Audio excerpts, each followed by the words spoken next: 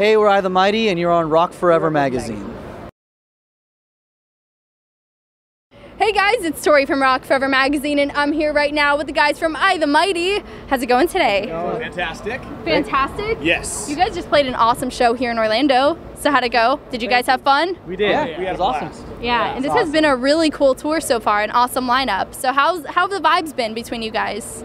Really good. All the bands are, I mean, Glass Clouds are our label mates. Yeah. We were kind of bros with Let Live from a little while ago, and Architects are all sweethearts, so. They're sweethearts. They know everyone on this tour is super charming. Yeah, really So nice charming. and handsome, actually. Good looking. Well, now I hope they're watching this because they'll be blushing on the other side of the screen. No, but yeah, all the bands are gelling really well. It's been really fun. Good to hear. Well, we are going to start with some finish a sentence questions for you guys. So you good to go? All right. Now, your most embarrassing high school memory was when? Who's got the best one? Yeah. Anybody? Well, I was playing basketball at you know, I don't think you would call it recess in high school, but you know, just at lunch break and stuff like that, and I was going up for a layup and my pants fell down just straight to underwear in front of all my friends, and I was a much heavier set boy back then, so it was 3 times as awkward. But you know, I laughed it off, cried every day, but it was good. It was good. Were there a lot of witnesses? Oh yeah, there was like half a gym full of guys, maybe some girls there too. It was embarrassing, but you know what? I look back on it and I'm just like, you know, that happened for a reason. Don't know what that reason is. I don't know yet. Well, can anybody top that? I don't think so. That was a long time ago. High school was a long I probably time ago. blacked out whatever, Yeah, I blacked out whatever a lot of negative moments. things happened to me. Yeah. All right. Well, next one here. Now, your favorite snack on tour is? Oh boy. How about we pass this down? Yeah. Oh yeah. Yeah. Hands down, the statistically best candy of all time, peanut M&Ms. Really? Yeah, dude. Ben and Jerry's for sure. That's not a snack, it's a meal. That's just, That's me. you can find me snacking on trail mix basically every day. Yeah, I do. On the late night drives, I've been known to do the ranch Doritos and Mountain Dew. Nice. Combination. Those are all really awesome snacks. Good job. And now, the first concert you ever went to was? I think we're gonna have to pass Was this it down the again. first one that you like bought your own ticket for? Just the first one you ever Or attended. the first one you like parents took you to? Yeah, that counts. That counts. Oh, that's terrible. Wait, so what was the first one then? The Beach Boys. Yes. But like my first actual good. concert was Green Day and Blink-182. Oh, well, that's bragworthy. Yeah. This guy. Yeah. It was a different boys. My first concert I ever went to was actually the Backstreet Boys. I need a high five for that boy Right. band. Yeah. Oh yeah. I was really into them, actually. And then, yeah, the first like real rock show we went to was Green Day, Blink-182, and Jimmy Eat World, which is No shame epic. for those first Yeah, ones. it was cool. Mine was Billy Joel, the Piano Man. Mine was the Steve Miller Band and Eric Johnson. Nice. Not bad. Just not bad. And the last one here for you guys. Now, your favorite lyric you've ever written is? Well, that would have to be. He's hesitating. Oh my God, I have no many idea. to choose from. I mean, there's been a lot of lyrics. Embers, which is on our last album we just put out, Satori, is probably, as a whole, one of the most, like, the closest things to myself that I've ever written. Mm-hmm. And now, this is not a question I normally ask because I feel like it's typically an obvious answer, but I've been watching a lot of interviews and could not find it anywhere. How'd you guys come up with the band name? Well, we had a song as an acoustic duo before we had all formed as a band called I the Mighty Defeatist, and we were called Breakpoint at the time. We had just signed to a small indie label, and we were trying to figure out what to do to change the name because there's already Breakpoints. So we just threw out a bunch of names. We had like the Stone Vega was like a name we were like throwing around. The Heritage. The Heritage was the other was one. It was on the list. It was the Stone Vega, the Heritage, and I the Mighty. We just dropped the word defeatist, and yeah, everyone just kind of agreed that terrible I the names. Mighty They're all was, like, the still name. terrible names. They're catchy names. This one's catchy, so nice work. And now you have a new album, Satori, out now. And so for anybody who hasn't heard your music yet, isn't too familiar with it, if they could listen to one song from the album as a first impression, which one should it be and why? Did I just stump you? Your face right now. As one song. Yeah. Okay, pass it down. Let's start here. I would say 4-letter words, just because it's, all collectively one of our favorite songs to play and listen to. And it's just a fun song. There's a female vocalist, Colleen D'Agostino from The Material. And I just think it's an overall good song. Mine is Ivy, I guess, just because it has kind of like some, like a little bit of progressive stuff, and then like we're always sucker for hooks, so we like the catchiness of that, and then the big ending. So that one kind of has all of those elements. I'm gonna say The Dreamer, just because that seems to be the favorite. That's not on Satori though. Oh, you're talking just from Satori? That's right. Yeah. I was going through the whole discography. That's all right. Off of Satori, I'm gonna say Failures. It's kind of like one of the longer, more epic tracks. But it's got has elements of all of our music. It's got like the 5/4 bridge, so it's got like a slight little proggy element to it, and a lot of background vocals and kind of a catchy, dancier chorus or whatever. So it kind of spans the spectrums of our music.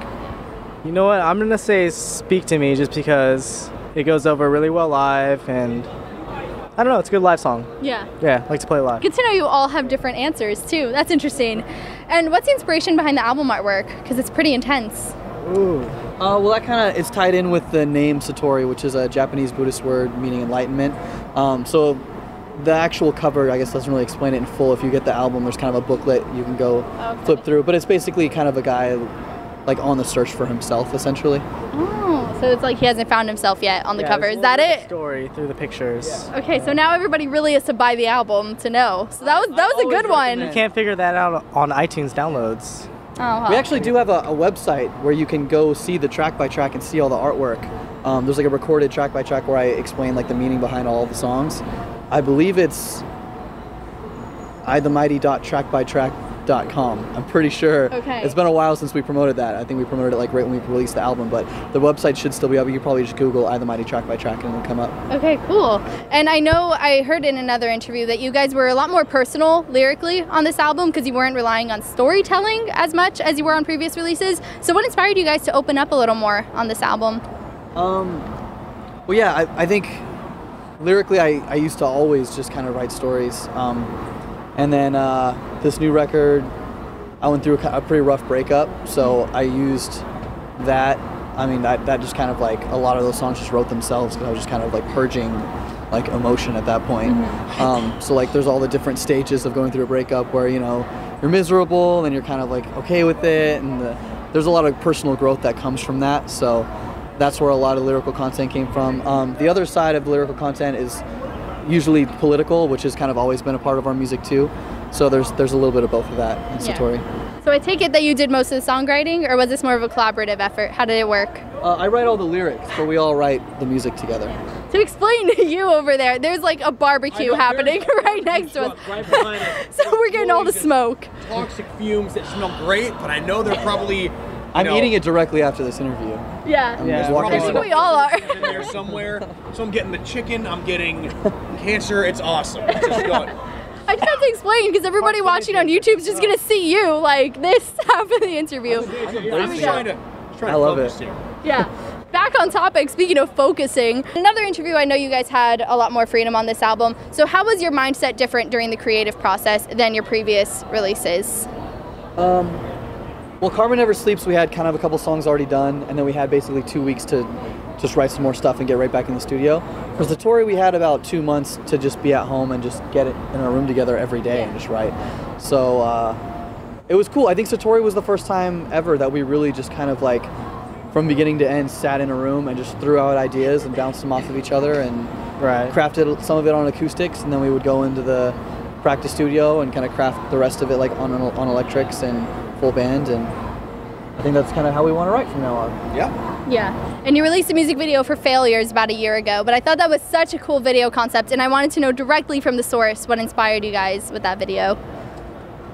Well, we can't take full credit for that. Yeah. But the director Ernie, we kind of came to the idea of having like those eyeball creatures was kind of like the idea of like how can we work this into a storyline, and he kind of created this whole storyline of like the family and its falling apart. There's the one centerpiece, which is the son, who's kind of trying to hold it together, but every other member of the family has their own kind of problem that's deteriorating, and the eyeballs are kind of the subconscious outside source that... They're the watchers. Yeah, they're the watchers. And then at some point they kind of become these physical, forceful entities that come in and actually take over. But yeah, we actually can't take credit for that whole concept. Which is funny you ask about that, honest. because we actually just got the props from that music video back today. One of the producers, Zach, came to the Atlanta show and dropped them off for us. So 2 of those eyeball heads we actually got today. Sitting right back there in our van. Oh my gosh, those things are really creepy. So what are you gonna do with them? Like just stick them in your bedroom or something? Creep our friends out with them,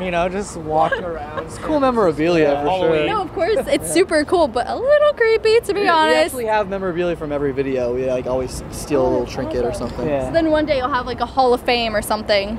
Can we make that happen? And you guys, a lot has happened in a short period of time for this band. So what has been the highlight of your career so far? I don't know if you have different most memorable moments or... I'm sure we do. Yeah? You want to go first?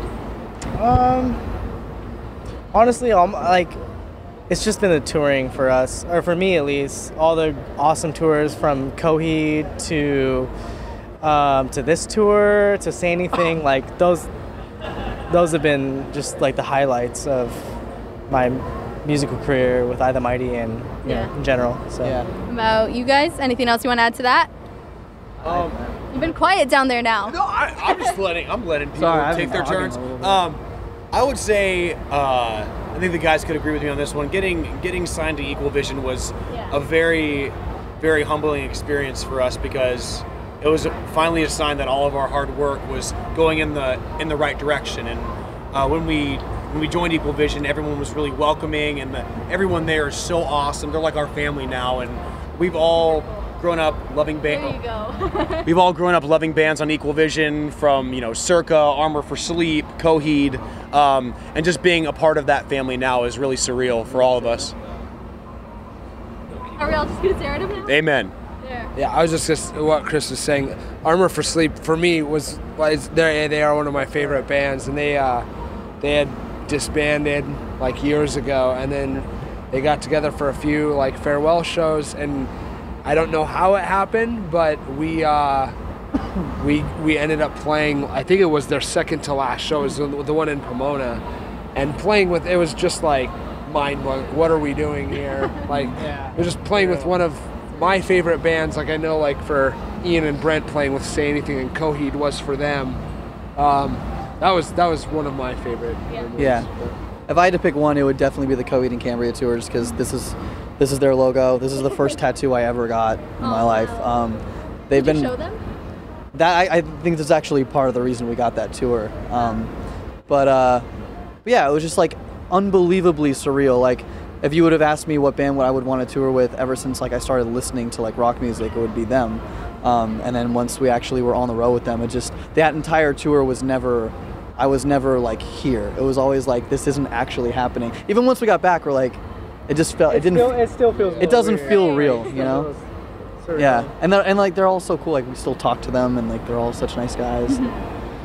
It was just an unbelievable experience. Yeah. So considering you guys have toured with some amazing artists, what is maybe the best piece of advice or best thing any other fellow band members that you look up to have told you? Anything? Advice from other band members? Do you get advice? Is that a thing? I think it's more like a thing you just see, like just watching how they handle themselves, maybe. Yeah. I would say, for me on this tour, I'm a huge Let Live fan, and Jason always says during his shows or on a record, stand up, and that to me that means not to live your life sitting down and just letting stuff pass you by, to like get up and go out and get what you love and do what you believe in, and just go for it. Totally. Yep. That is good advice. There you go. I would say advice that we got a long time ago. I mean, Ian and I mean, all of us have, but Ian and I, especially when we were growing, like we were 18, we got signed and then got dropped, and then we all got signed again, and that label folded. And the music industry can be a pretty rough place, but the good advice we got really early on was just like keep going. Like if it's really what you love to do, like you're gonna get crapped all over all the time. Yeah. Just keep going. I think the like direct quote from what I think you're referring to is show up and just never go home. Just don't go home. Like literally show up and don't go home. But I guess aside from what you were saying, which I totally agree with, is I don't know. For me to be on this tour, I feel like I'm on this tour with a bunch of like great musicians. Like not only in this band but in all bands, and it's just inspiring to want to be like them and to get better at your craft. So yeah. And so this tour has been really amazing, so it's going to be sad when it comes to an end. But what are your plans right after this? Get ready for Warped Tour. Yep. Yeah. Just pretty much we have a month to get ready for Warped Tour, so we're just going to be doing that. Yeah, and I know you were telling me some other releases coming soon, a Hot Topic. Is that before the interview? We have vinyls that we just put out. You can pre-order. There's a limited 400 pressing of the vinyl. It's actually Satori and Karma Never Sleeps on a double vinyl. So I think those are going to be done pretty quick. So if you're seeing this interview, if you want to pre-order, you should get it soon. After those 400 are done, I think there's another group of hundreds that are going to go to Hot Topics that are going to be a different color, different pressing, but it'll still be the double vinyl of Karma and Satori. Those will be in Hot Topic. All right. Well, thank you guys so much for hanging out. This has been awesome. Everybody watching, make sure you check out I the Mighty Satori's on iTunes right now and subscribe for more interviews, and I'll see you next time. Bye, guys. Bye.